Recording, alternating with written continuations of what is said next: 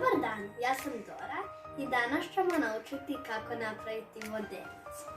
Za to će nam biti potrebno plastični čepovi, slamka, drveni štapić, ljepilo, čaša i plastična posuda. Sada ćemo čepove zalijepiti na slamku da su okrenuti na istu stranu.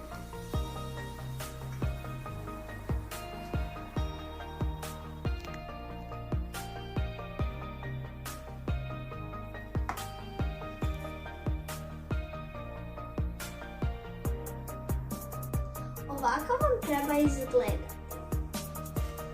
A sada ćemo prerezati slamku.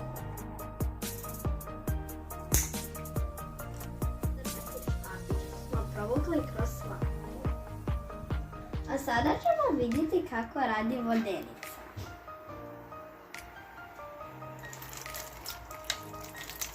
A sada se malo više vode. Tako i brza rijeka u prirodi pokreće vodenicu.